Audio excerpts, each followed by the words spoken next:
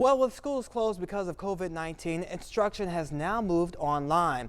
But parents are also having to step up in a big way when it comes to teaching their children at home. Morning Dose's Trey Serna spoke to one local teacher who has a few tips for all those parents out there.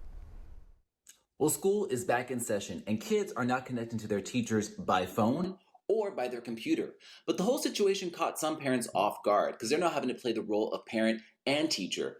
So I spoke to one elementary teacher who gave me some tips for parents if they have elementary students. Okay, my name is Leah Gadson. I am at Lakeview Elementary in Fort Bend ISD, and currently I teach pre-K. A few tips that I have, because currently I am doing the online teaching on top of having a 4-year-old at home as well. So I'm kind of playing both sides. But the number one thing that I would say would be no need for a school area. I know a lot of parents may think that you need to have a quiet area or a chair and those school supplies right there and available.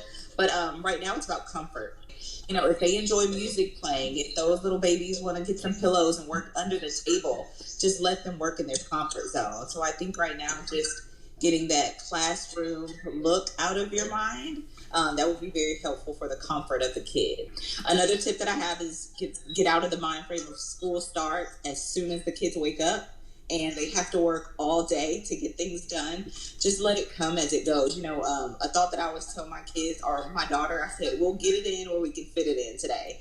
9 o'clock today is not going to look like 9 o'clock tomorrow. Another one that I would say is attempt to make it meaningful, like a part of your day. So I know for the babies, they do a lot of sorting or looking for shapes or adding or subtracting. You know, you can totally do that while I'm typing on the computer. Hey, go grab me 4 spoons real quick.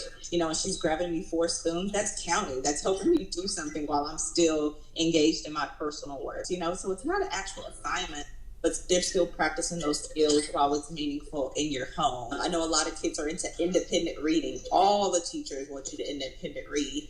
And sometimes, you know, those little shows that your kids might like, that's kind of like a story. So let those kids watch those little episodes, and when it's done, ask them questions. Let's inference. Well, what did the character feel at the beginning of that episode, and then how did it change at the end? And then another one I thought was just be present. And I know that a lot of parents are like, well, I have all this work to do. I have to work on my computer. I have to get these online meetings done.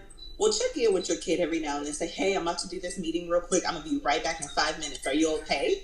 Ultimately, I think with this whole transition and this whole thing of uncertainty is effort. I mean, if you can honestly say you're putting some effort into your child's education while being at home, taking the guidance from the district, taking the guidance from the teachers, whether it's Schoology, whether it's email, Flipgrid, whatever means of communication your teacher is giving you to work with your child, if you're giving effort, that's all we ask. Trey Serna, Morning Dose.